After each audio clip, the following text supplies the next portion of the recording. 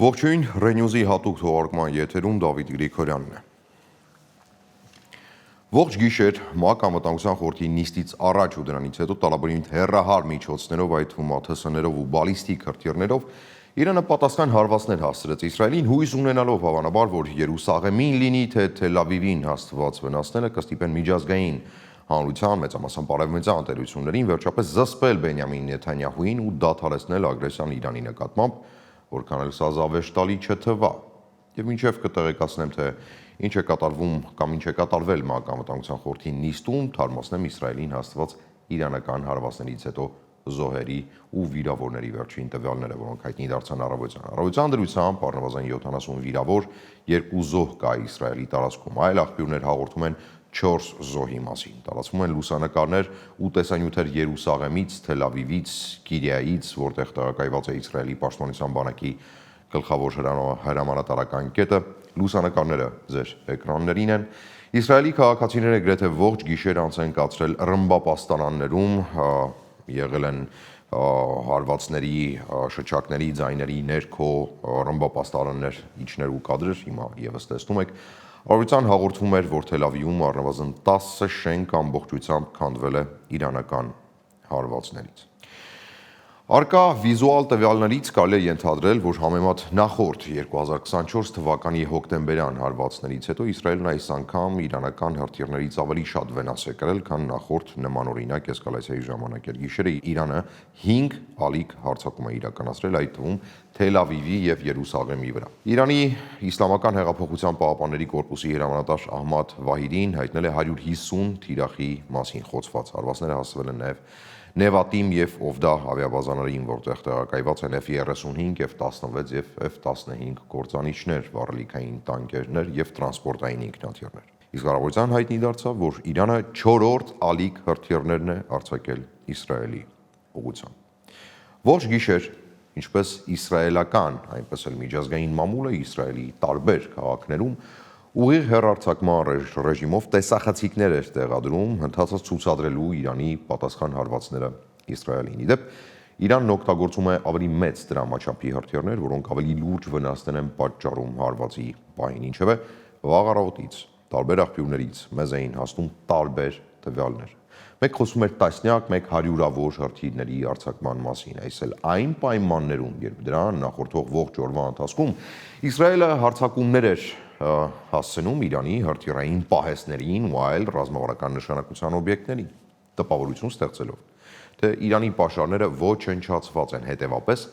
պատասխանն էլ լինելու է թույլ կամ առհասարակ կարող է չլինել, սակայն Իրանում կարծես դադար էին վերցրել ռազմավարական որոշումներ կայացնելու ու միջազգային արձագանքը հաշվարկելու համար։ Հարվածների առաջին լուրերը եկան երեկոյան, տարածվեցին միաժամանակ տասնյակներով հրթիռներ, կադրեր Իսրայելի երկնքում հայտնվելու մասին։ Իսրայելի երկաթե գմբեթ հակաօդային պաշտպանության համակարգերը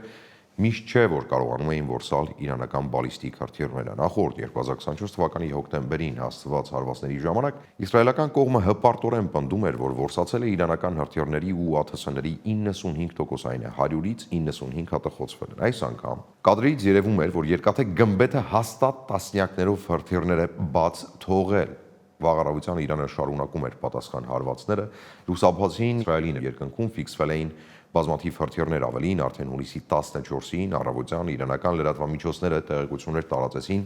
թե Թեհրանը պատրաստվում է հարվածներ հասցնել ոչ միայն իսրայելական, ռազմավարական ու ռազմական օբյեկտներին, այլև Մերձավոր Արևելքում գտնվող ամերիկյան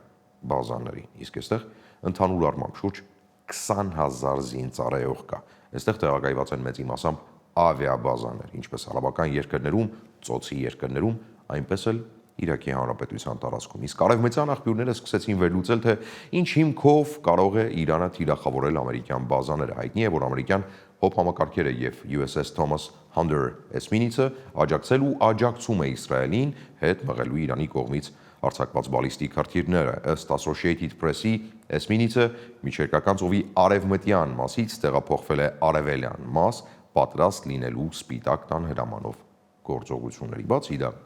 ամերիկյան կործանիչներն արդեն օդային պարեկություն են իրականացնում Մերձավոր Արևելքի երկնքում, ապահովելով անձնակազմի առաջին հերթին հավանաբար իրենց անձնակազմի եւ օբյեկտների պաշտպանությունը։ Իրանը այս հանգամանքը կարող է ընդունել իբրև օրինական հիմք հարվածելու ամերիկյան ռազմական օբյեկտներին։ Այլ հարց է՝ կանի թե ոչ։ Պետք է հստակորեն գիտակցել բարեկամներ, որ ռազմական գործողությունները դիվանագիտության շարունակությունն են մեծին մասամբ չհաջողված դիվանագիտության։ Ու սրանում մենք համոզվեցինք Ամերիկայի Միացյալ Նահանգների նախագահ Դոնալդ Թրամփի երեկվա բազմաթիվ հայտարարություններից հետո։ Խաղը շատ բազմաշերտ է ու կարծել թե Իսրայելը կարող էր միայնակ ինքնագլուխ առանց հիմնական դաշնակցի օժանդակության կամ թույլտվության նման հանդուգն հարձակում իրականացնել Իրանի վրա առնվազն միամիտ է։ Իսրայելը 8 ամիս շարունակ պատրաստվել է հետախուզական ու դիվերսիոն օպերացիաներ իրականացրել Իրանի տարածքում։ Անգամ կադրեր հրապարակել, թե ինչպես են ուկրաինական մոդելով հրյաները Իրանի տարածքում դրոնային ենթակառուցվածքներ կազմակերպում երկրի ներսից հարվածներ հասցնելու համար։ Ու այս ամենը ուղղակի Իրանին վնասելու համար դժվար թե։ Հիմքում միջուկային համաձայնագիրն էր, որը Թրամփը ընդունվեց ընտրվելուց հետո, պարտադրում էր Իրանին, ոչ թե առաջարկում, այլ պարտադրում, իսկ Իրանը ժամանակ էր ձգում, բանակցելով շահում այդ ժամանակը, ու քանի դեռ Թեհրանը չէր ընդունել Ամերիկայի Միացյալ Նահանգների բոլոր պահանջները այնպես, ինչպես ցանկանում է Վաշինգտոնը, Թրամփը տվեց Իսրայելին կանաչ լույս։ Մտրակի ու թխվածքաբլիթի քաղաքականությունը հանգեցրեց այն արդյունքին, որ կա հիմա Ամերիկայի Միացյալ Նահանգները Իսրայելի միջոցով պարտադրում է Իրանին ստորագրել միջուկային համաձայնագիրն ու ստիպում առհասարակ հրաժարվել ուրանի հարստացումից, այդ թվում քաղաքացիական նպատակներով օգտագործելու համար։ ՄԱԿ-ի անվտանգության խորհրդի նիստից հետո այսօր առավոտյան Թեհրանից լսվեց ձայնը։ Իրանի արտաքին գործերի նախարարությունը հայտարարել է, որ ԱՄՆ-ի հետ բանակցությունների հաջորդ փուլը դեռևս չի չեղարկվել։ Մինչդեռ դրանից կարճ ժամանակ առաջ Իրանի արտգործնախարարության խոսնակը հայտարարել էր մեջբերը.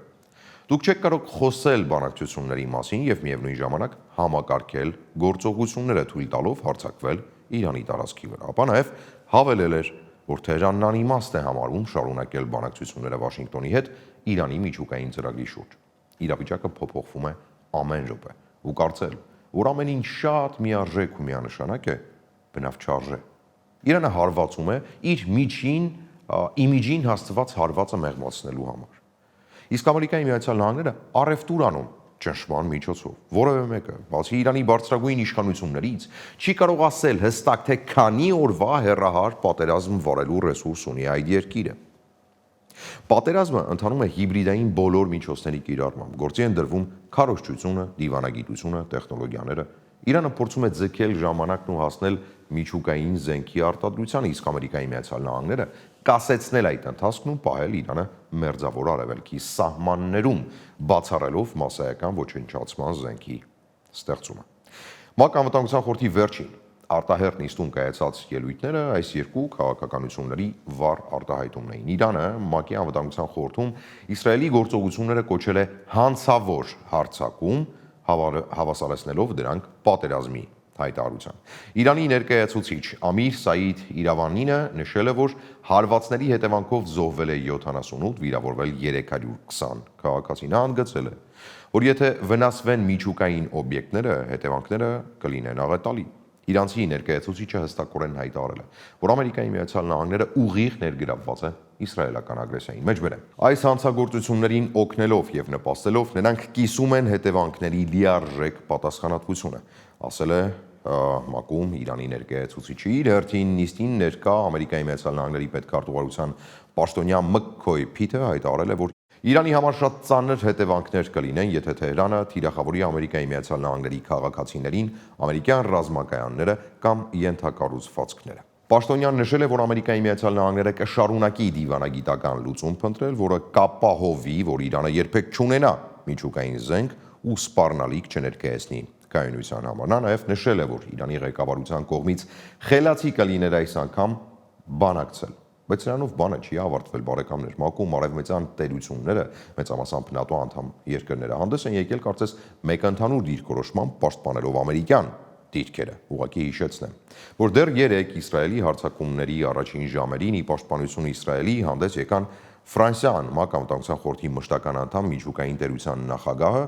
ապա նաև Գերմանիան, Եվրամիության առաջին տնտեսությունը։ Մակրոնը մասնավորապես ասաց, մեջբերեմ, Ֆրանսիան կօգնի պաշտպանել Իսրայելը, եթե Իրանը հարձակվի, սակայն մենք բացառում ենք ֆրանսիական մասնակցությունը Իրանի դեմ ուղղված գործողություններին։ Ֆրանսիան խորհուրդ չի տալիս հարձակվել Իրանի միջուկային օբյեկտների վրա եւ խնդիրը լուծելու համար դեռևս կա դիվանագիտական ուղի, ասել էր Մակրոնը։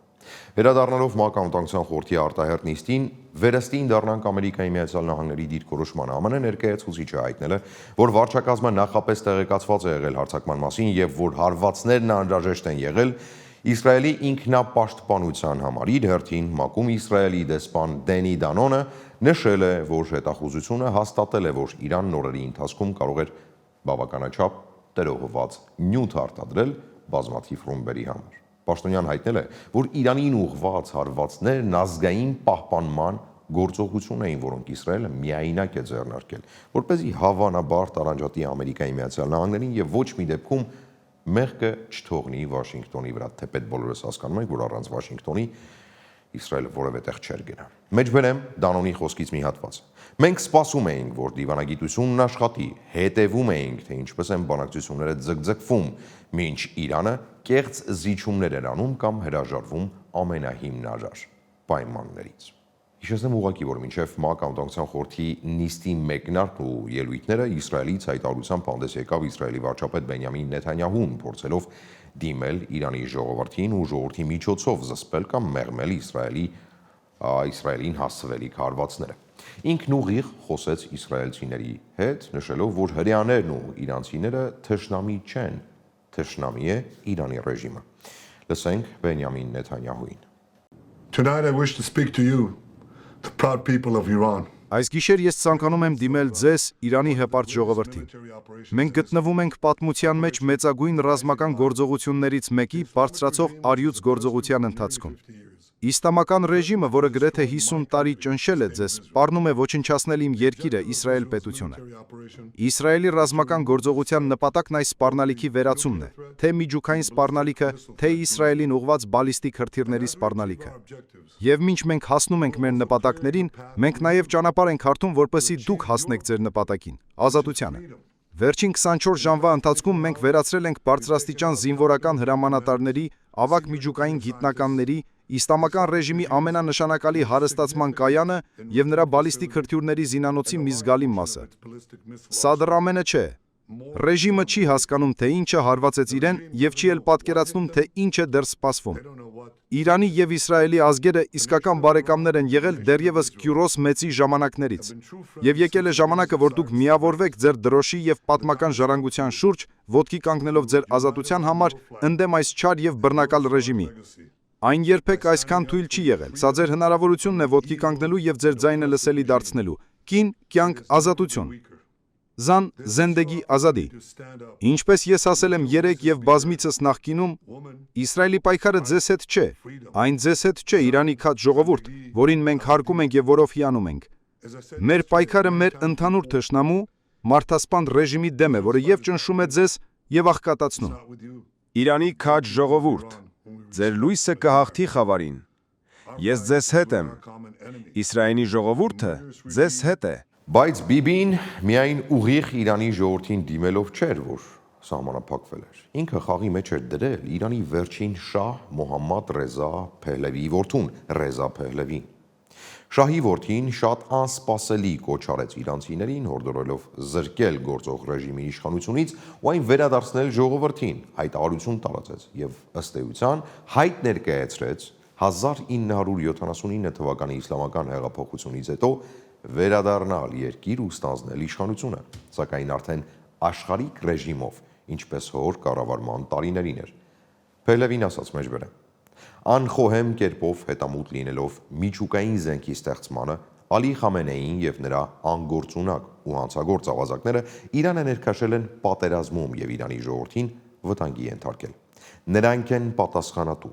բայց ռեժիմը թույլ է եւ պարակտված, այն կարող է փլուզվել։ Ինչպես ասել եմ իմ հայրենակիցներին, Իրանը ձերն է եւ պետք է այն վերադարձնեք, ես ձեզ հետ եմ, մնացեք ուժեղ եւ մենք կհաղթենք։ Ես ասել եմ զինվորականներին, ոստիկանությանը եւ անվտանգության ուժերին, անջատվեք ռեժիմից, հարգեք ցանկացած պատվավոր զինծառայողի երթումը, միացեք ժողովրդին։ Ըստ էության անելով հեղափոխության կոչ։ Բայց Իրանում լրիվ այլ պրոցեսներ էին, իրանցիները ընդհակառակը պահանջում էին վրեժխնդրություն, բարձրացված էր կարմիր դրոշը։ Թեհրանում, Թավրիզում, Շիրազում, չնայած հրթիռակոծման վտանգին, մասսայական բողոքի ցույցեր էին վրեժխնդիր լինել հրեաներից աստված հարվածների համար։ Կարծել թե ինստիտուցիոնալ է այս հասարակությունը, որքան էլ ներքին դժգոհություններ լինեն, պիտի մեկ օրում ռեժիմ փոխի ու վերադառնա շահական օրեր,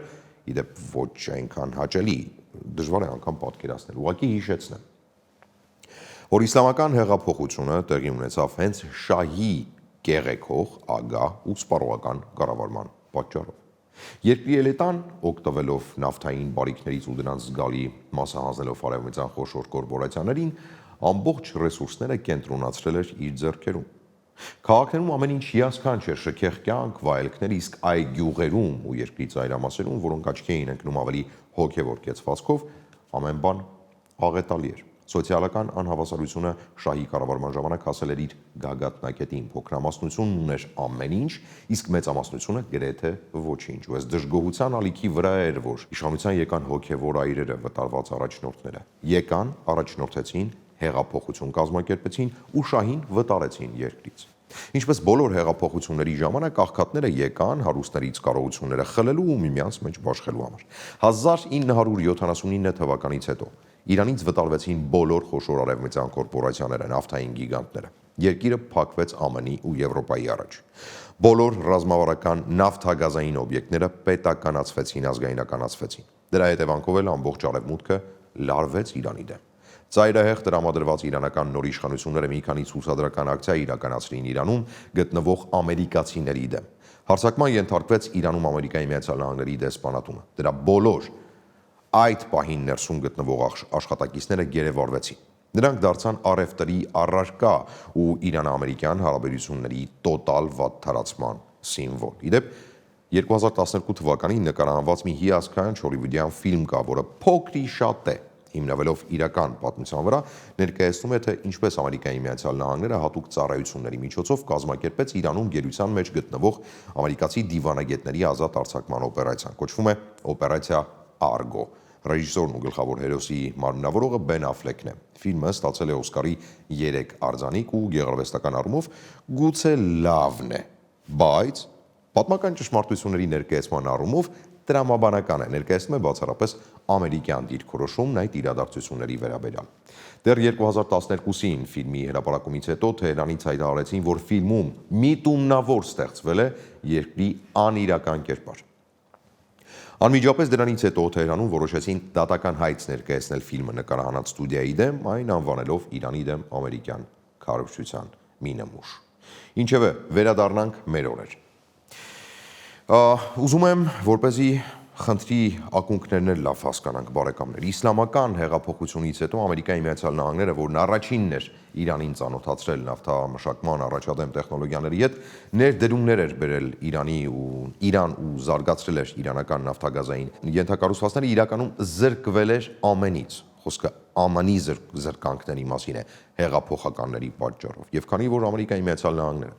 այլևս 1979 թվականից հետո ունակ չէր կառավարելի պահել Իրանը, սակայն հասկանում էր, որ Իրանն ունի բավարար նավթ ու գազ ազդելու դրանց համաշխարհային գների վրա, ստեղծվեց նաև արհեստական թշնամություն Իրանի եւ Իսրայելի միջև, որին տոն տվողը իհարկե անդադար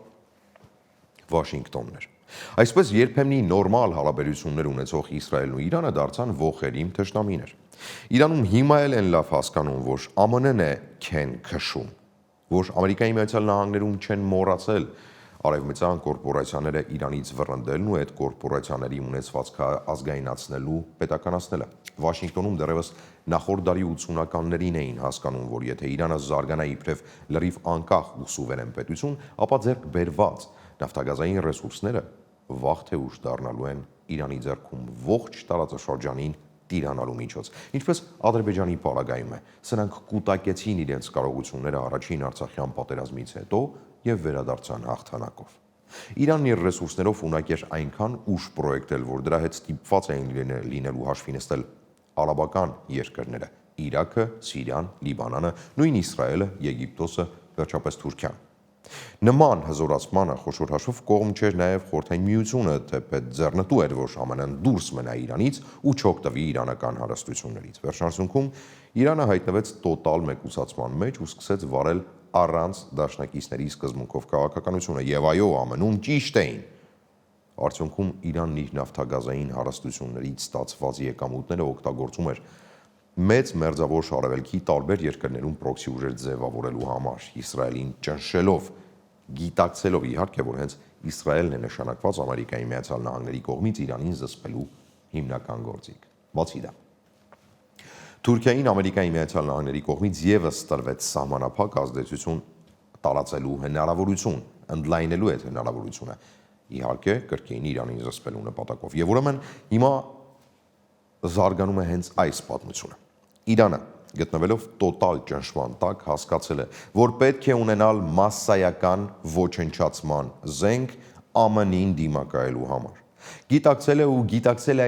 գնացել է այդ ճանապարհով։ Եվ հրեաները չեն ստում, որ Իրանին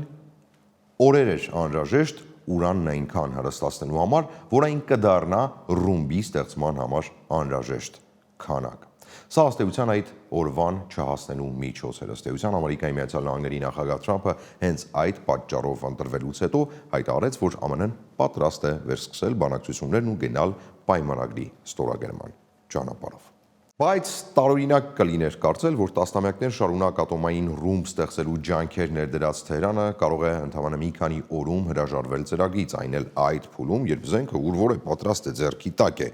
ինչպես կարող է հրաժարվել։ Իրանին պետք էր ժամանակ ձգել այնքան, մինչև բանակցությունների ինչ-որ հերթական փուլի ժամանակ իրանական կողմը կգնար, կնստեր սեղանի շուրջ ամերիկացիների հետ ու կհայտարարեր. մենք բանակցելու էլ ոչինչ չունենք, քանի որ մենք ունենք ատոմային ռումբ։ Ֆինիտո։ Ամեն ինչ կարելի էր ավարտված համարել այդ դեպքում։ Իրանի միջուկային զենք ձեռք բերելը փոխելու էր Մերձավոր Արևելքում ուժերի բալանսի ողջ լանդշաֆտը։ Ամերիկայի Միացյալ Նահանգները այլևս ունակ չէր լինելու հեգեմոնիա տարածել այս հարուստ տարածաշրջանում։ Արաբները ստիպված էին լինելու հաշվի նստել Իրանի թելադրանքի հետ իրենց բոլոր ռեսուրսներով, իսկ 22,000 քառակուսի կիլոմետրանոց Իսրայելը առհասարակ դառնալու էր մեկ ատոմային ռումբի կշիռ ունեցող պետություն Իրանի համար։ Ու խնդրում եմ, հասկանանք, որևէ մեկին արդարացնելու խնդիր չկա։ Սիրել կամ ատել հրեաներին կամ պարսիկներին չարժե, պետք է ուղղակի գիտակցել, որ մեզ համար կարևոր է մեր պետության անվտանգությունն ու բարօրությունը։ Մենք պիտի քննարկենք որքանով Հայաստանի համար օգտավետ կլինի Իրանի միջուկային զենք ունենալը կամ չունենալը։ Քննարկենք ինչպես է հնարավոր զսպել Իսրայելին, ստիպելով ամեն հնարավոր միջոցով չաջակցել Ադրբեջանին ընդդեմ Հայաստանի եւ վերջապես քննարկել թե ինչ դեր ունի եւ նշանակություն ունի Հարավային Կովկասում Ռուսաստանն ու Թուրքիան եւ Իրանի միջուկային զենքի լինելիության պարագայում եւ չլինելիության պարագայում։ Անսահման կարևոր է նաեւ հասկանալ, որ այս փուլում Իսրայելը ունի պլան մաքսիմում եւ իհարկե պլան մինիմում։ Պլան մաքսիմումը Ռեզա Փեհլևիին ներգրավելով ու Իրանի ժողովրդին ուղիղ դիմելով Իրանում ռեժիմ փոփոխելն է։ Վերջը այդտեղ Իրանի ներկա պատմությունը ավարտվում է։ Կղերապետությունը վերածվում է ներքին ապստամբության շնորհիվ։ Իրանը դառնում է աշխարհիկ պետություն, արևմտյան կորպորացիաները կրկին մտնում են Իրանի նավթագազային ոլորտ ու սկսում են սահմանել էներգակիրների գները աշխարհում եւ պատմությունը ավարտվում է հօգուտ Ամերիկայի Միացյալ Նահանգների։ Եվ կա Իսրայելի պլան մինիմումը վերացնել միջուկային օբյեկտները, վնասել Իրանին այնպես, որ Թեհրանին կրկին պահանջվի եւս մի քանի ամիս կամ անգամ մի քանի տարի վերականգնվելու եւ վերականգնելու միջուկային կարողություններն ու շարունակել ճնշել Իրանի գործող իշխանություններին, մինչեւ անհնարինի սահմաններին կհասնի։ Էս էլ պլան մինիմումն է։ Ճնշել այնքան, մինչև ռեսուրսները կավարտվեն։ Մի բան շատ հստակ պիտի հասկանանք,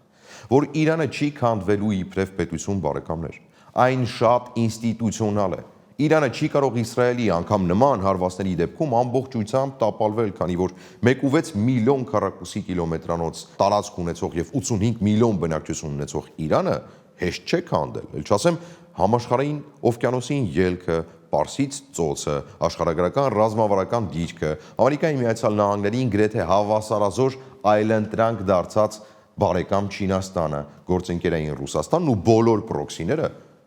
որոնք պակասել են մեծ մերձավոր արևելյան տարածաշրջանում, բայց դեռ կան բարեկամներ։ Այո, Իսրայելը արել է գրեթե անհնարին մի բան՝ Իրանի իր սահմաններին պրոքսիների միջոցով ներկայությունը բառացիորեն հասրել է 0-ի, հա?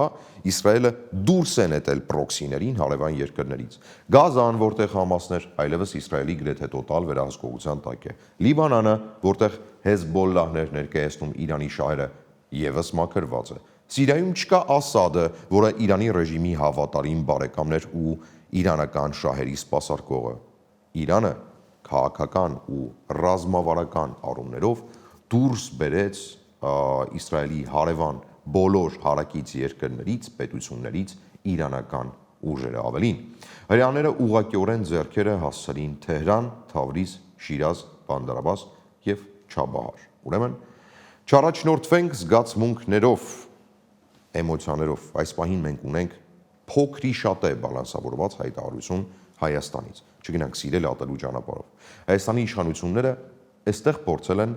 այդ հավասարակշռությունը պահել։ Հիշեցնեմ, որ երեք Փաշինյանը դատապարտել էր Իսրայելի հարվածները Իրանին։ Եվ սա տրամաբանական է, քանի որ Իրանում անկայունությունը հղի է բացասական հետևանքներով արդեն մեզ համար։ Իրանը հարևան պետություն է։ Հարևանության գործոնից ելնելով նաև մեր Հայաստանի Հանրապետության 4 սահմաններից 2 բաց մնացածների շարքում միակ այլընտրանքային սահմանի տերը, ինչ իմանաս Վրաստանը ինչ կարող է անել։ Եթե Ադրբեջանի այլընտրանքը սահմանների մասով մեծ է, Ադրբեջանն ունի ծովային սահմանների իր թյուրքալեզու բարեկամների հետ, Թուրքիայի հետ, Նախիջևանի միջոցով Ռուսաստանի Դաշնության հետ ուղիղ սահման, Վրաստանի ու Իրանի հետ սահմաններ, ապա Հայաստանն ունի 2 բաց սահման՝ դեպի Իրան ու դեպի Վրաստան։ Հիշեցնեմ, վարչապետ Նիկոլ Փաշինյանը դատապարտել էր Իսրայելի գործողությունները Իրանի դեմ, նշելով, որ դրանք վտանգում են տարածաշրջանի փխրունկայունությունը։ Դատապարտում ենք Իսրայելի վերջին գործողությունները ընդդեմ Իրանի։ Դա կասկածի տակ է դնում տարածաշրջանում արկա փխրունկայունությունը։ Փաշինյանի դիրքորոշմանը միացել էին նաև Հայաստանի արտգործնախարարությունն ու ազգային ժողովի նախագահը, հանդես գալով խաղաղ կարգավորման կոչերով։ Մինչդեռ ադրբեջանական կողմի արձագանքը շատ ավելի նեյտրալ էր։ Ադրբեջանի արտգործնախարարությունը ասում է, մեջբերեմ, կողմերին կոչ ենք անում լուծել արկա տարաձայնությունները միայն միջազգային իրավունքի նորմերին եւ սկզբունքներին համապատասխան երկխոսության եւ դիվանագիտության միջոցով։ Բաքուն այս պահին ունի ռեսուրս նման հայտարարություններ անելու համար։ Այո, ցավոք ունի։ Հիշեցնեմ ուղղակի, որ Բաքուն վերջերս Պակիստանի հետ դարի պայմանագիր կնքեց գնելով 40 կործանիչ, որոնք վստահաբար նախատեսված չեն Հայաստանի Հանրապետության տարածքին հարվածելու համար։ Նման գումարներ ծախսել փոքր Հայաստանի դեմ այսպիսի ավիացիոն պարկ ձևավորելու համար դե կներեք էլի, դժվար թե։ Հետևաբար սրանք խաղում են մի քանի ճակատով։ Պահպանում են նեյտրալիտետը հանուն Իսրայելի, որը դարձել է Բաքվի հիմնական խողովակը դեպի Ամերիկայի Միացյալ Նահանգներ, եւ միևնույն ժամանակ չեն ցանկանում կտրուկ վարվել Իրանի դեմ, քանի որ գիտեն հետևանքներն էլ կարող են լինել կտրուկ։ Մինչդեռ Թուրքիան շատ ավելի կոշտ է արտահայտվել,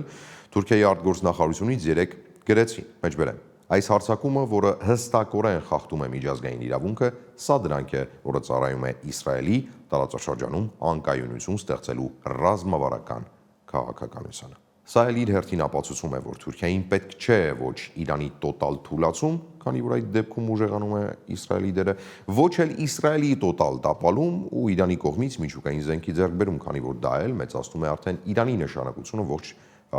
մուսուլմանական աշխարհում եւ իհարկե մեծ մերձավոր արևելյան տարածաշրջանում։ Հիմա իրադարձությունների զարգացման հավանական սցենարներին։ Արդեն այսօր Ամերիկայի Միացյալ Նահանգներն ու Իրանը կարող են գալ համաձայնության ու գնալ Ամերիկայի Միացյալ Նահանգների պայմաններով միջուկային համաձայնագրի ստորագրման։ Այս դեպքում Իրանը սևերես է մնալու ամբողջ աշխարհի առաջ եւ ընդունելու է, որ ունակ չէ պայքարել սեփական միջուկային զենքը ունենալու իրավունքի համար։ Երկրորդ սցենարով իրադարձությունները շարունակել են սրվել ու փոխադարձ հարվածները շարունակվելու են դեռևս 1-2 շաբաթ, մինչև կուլիսներում կընթանան բանակցություններ, այն է առևտուր, թե ինչպես պիտի վարվեն կողմերը, ինչ պիտի զիջեն ու ինչպես։ Սա ամենահավանական սցենարն է այս պահին եւ ըստ ամենայնի։ Կա նաև երրորդ սցենարը։ Երրորդ սցենարով կողմերը կարող են խորացնել էսկալացիան ու այն կարող է տևել ամսից ավել, սա կնշանակի, որ կողմերը որևէ փոխզիջման պատրաստ չեն հիմա ու շոշափելով հակառակորդների ռեսուրսներն ու կարողությունները փորձելու են անդադար վերադիրքավորվել լավագույն լուծում իրենց համար գտնելու նպատակով։ Եվ վերջում, վերջին ամենացավոտ, ամենաերկար 4-րդ սցենարը, որը աղետալի է լինելու տարածաշրջանի համար։ Իրանն ու Իսրայելը այլ կողմերի ներգրավմամբ եւս մտնեն երկարաժամկետ պատերազմի մեջ, մինչև ինչ որ կողմի ռեսուրսներն ուղղակի չեն սպառվի ու այդ կողմը ստիպված չլինի գնալ զիջումների, գուցե նաև կապիտուլյացիայի, այն է հյուծման պատերազմ։ Վերջին սցենարը ամենաքիչ հավանականն եմ համարում ամեն դեպքում մի պարզ պատճառով։ Հիմա արդեն համաշխարհային նավթի գներն աճել են, իսկ սա վնասում է աշխարհի բոլոր խոշոր տնտեսություններին։ Չինաստանը լինի, Ֆրանսիան, Գերմանիան, Ամերիկայի Միացյալ Նահանգները, Կանադան, Մեծ Բրիտանիան, նույն Ռուսաստանի Դաշնությունն ու Հնդկաստանը չեն կարող երկարաժամկետ հանդուրժել էներգակիրների գների անթույլատրելի աճը։ Այստեղ հաղթելու է միայն նա, որն ունի տնտեսությունը ջրի վրա պահելու մեծ ռեսուրս ու բազա, այսինքն գնալու է տնտեսական հյուծման պայքարի։ Սա ձեռնտու կարող է լինել որոշ ժամանակ, որոշ կողմերին, բայց ոչ հավերժ։ Ուրեմն կողմերը պիտի գան այնպիսի լուծման, որը չի վնասի տնտեսություններին այնպես, որ զիջելու խնդիր առաջանա արդեն ամենաբարձր Չինաստանի ու Ամերիկայի Միացյալ Նահանգների պես տնտեսական գերտերությունների մակարդակում։ Իդեպ Պեկինն արդեն հայտարարել է, որ պատրաստ է միջնորդ լինել երկկողմ բանակցություններում։ Ինչու՞, որովհետև Պեկինը լիուլի օգտվում է իրանական էժան նավթից ու Իրանի մեկուսացումը իրեն անհրաժեշտ է, բայց ոչ տապալումն է ձեռնտու Չինաստանի։ Մինչդեռ Ամերիկայի Միացյալ Նահանգներն էլ պիտի վստահ լինի, որ Իրանը չի դառնա շատ բաց ու շատ ինքնուրույն, վերածվելով մի նոր Հյուսիսային Կորեայի, որը օր ու գիշեր սպառնում է ոչնչացնել Ամերիկայի Միացյալ Նահանգները հրթիռներով ու իր բանակով։ Հիմա արդեն հետը գալով ամփոփման։ Մեզ օդի ու ջրի պես պետք է, որ Իրանը լինի կայուն, քանի որ Իրանի անկայունության ֆոնին է, որ Ադրբեջանը հանկարծ կրկին խոսեց միջանցքների մասին հենց այսօր, ամսի 14-ին։ Ադրբեջանի նախագահի խոսնակ Հաջիևը այսօր հայտարարեց մեջբերեմ. Ես գիտեմ, որ իմ որոշ հայ գործընկերներ բարկանում են միջանցք բառից, ես միշտ կատակում եմ, որ Ադրբեջանի ամբողջ տարածքն է միջանցք։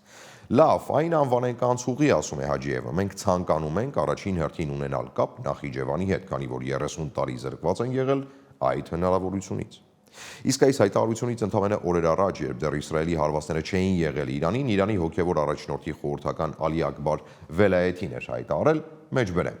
Ինչպես խոստովանել էր Բայդենը, ամեն ինչ պատրաստ է միջանցքի գործարկման համար, սակայն Իրանը թույլ չտվեց, որ այն կյանքի կոչվի։ Այս հայտարարությունը ցույց է տալիս, որ Իրանը նույնպես առանց Ռուսաստանի Դաշնության աջակցության կարողացել է պահպանել Կովկասի անվտանգությունը եւ կանխել ՆԱՏՕ-ի ազդեցության տարածումը։ Իդեպ մի առանձին թեմա է Ռուսաստանի եւ Իրանի հարաբերությունների հարցը։ Հիմա էլ բազմաթիվ խոսակցություններ կան, որ այն հոբ համակարգերը, որոնք ժամանակին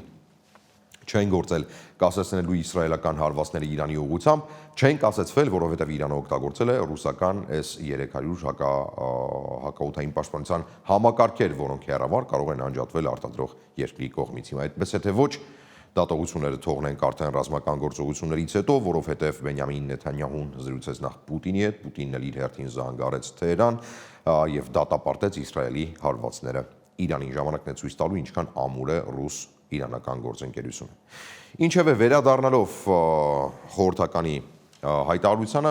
սա ամեն դեպքում վկայում է այն մասին, որ Իրանի համար այսպես կոչված միջանցքը դիտարկվում է իբրև ՆԱՏՕ-ի անցում, ոչ թե Նախիջևանը Ադրբեջանին կապող ինչ-որ հանգույց։ Հաջիևի հայտարարությունից հետո էլ արդեն այսօր, հունիսի 14-ին, 14:00-ի սահմաններում տարածվում է Հայաստանի Հանրապետության արտգործնախարարության հաղորդագրությունը, որում ասվում է Միրզոյանի ու Արաղչիի զրույցի մասին։ Հայաստանի ու Իրանի արտգործնախարարների հեռախոսազրույցի արդյունքներով ներողություն տարածված հաղորդագրության մեջ նշվում է. Զրուցակիցները քննարկել են վերջին զարգացումները Հայաստանի Հանրապետության կողմից արտահայտված դիրքորոշմանը համապատասխան, նախարար Միրզոյանն ընդգծել է ստեղծված իրավիճակում ռիսկերի կառավարման եւ տարածաշրջանում էսկալացիայի բացառման կարևորությունը։ Հաղորդագրության մեջ նաև ասվում է, որ Հայաստանի եւ Իրանի արտգործնախարարները կշարունակեն ակտիվ կապ պահպանել, այդ թվում ատոմային էներգիայի միջազգային գործակալության, այն է ՄԱԳԱՏԵ-ի շրջանակներում քննարկումների առնչությամբ։ Սա էլ այն բանից հետո, երբ Իսրայելի հարվածների հետևանքով կասկած էր առաջացել, որ ռադիացիոն արտահոսքի վտանգ է առաջացել։ Իդեպ, հանգստացնեմ մեր հայրենակիցներին ու հուշեմ, որ վտանգավոր ոչինչ չկա։ Այս պահին Հայաստանի հարավային շրջաններում բնական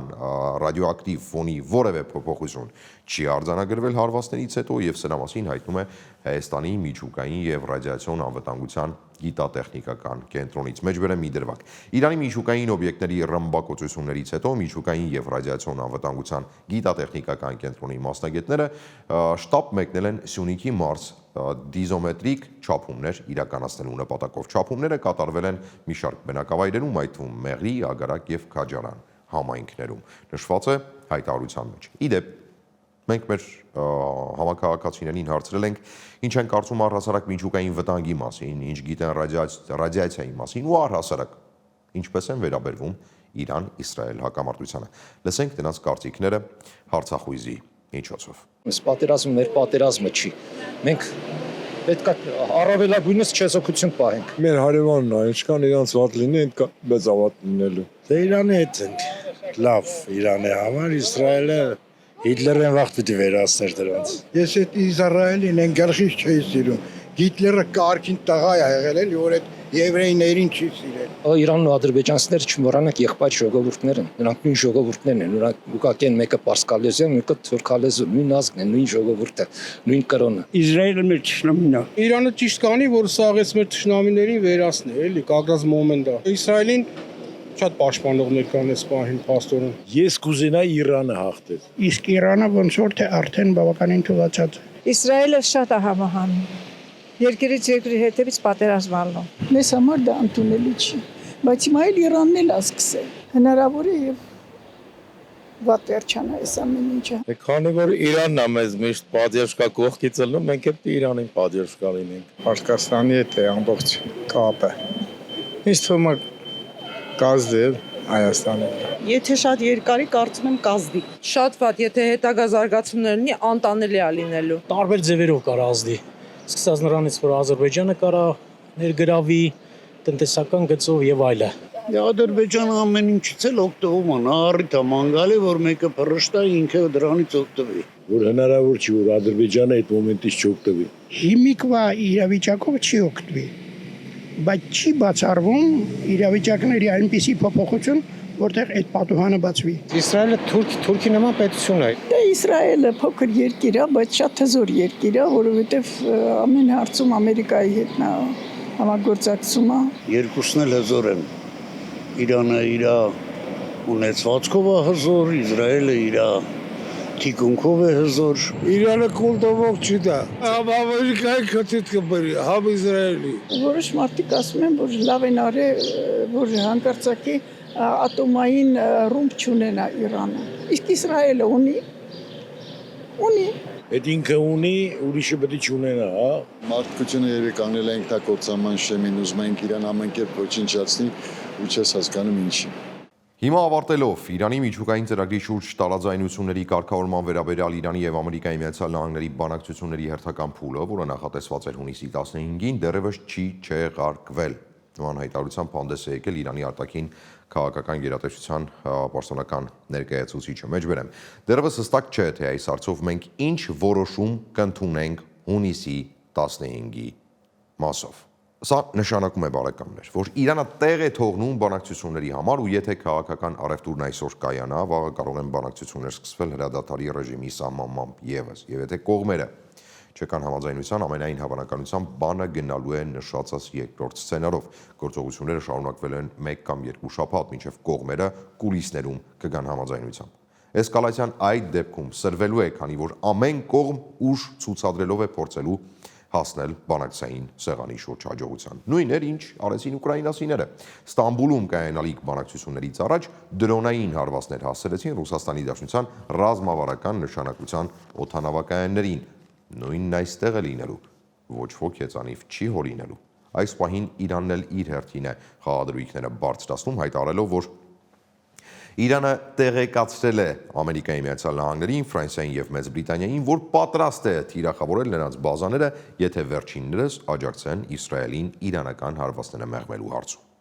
Թերանը նաև սպառնացել է այդ դեպքում ավելի լայն ծավալ հարվածներ հասցնել հրեական պետությանը։ Մեջբերեմ, Իրանը պաշտոնապես հայտարարել է Ֆրանսիային, Մեծ Բրիտանիային եւ Միացյալ Նահանգներին, որ ավելի լայնածավալ հարձակումներ կիրականացնի Իսրայելի դեմ, ցանկացած երկիր, որը կօգնի մեղմել Իրանի հարձակումները Իսրայելի վրա, կլինի թիրախների շարքում։ Թիրախում կլինեն նրանց ռազմական բազաները Պարսից ծոցում, ինչպես նաև ռազմածովային նավերը Պարսից ծոցում եւ Կարմիր ծովում։ Իսկ ես կրկին ու կրկին հիշեցնում եմ, որ Ամերիկայի Միացյալ Նահանգները Պարսից ծոցի գրեթե բոլոր երկրներում, բացի Իրանի Իսլամական Հանրապետությունը, իհարկե, ունի ռազմածովային եւ ռազմաօդային բազաներ, տասնյակ հազարավոր զինծառայողներով, այդ թվում նաեւ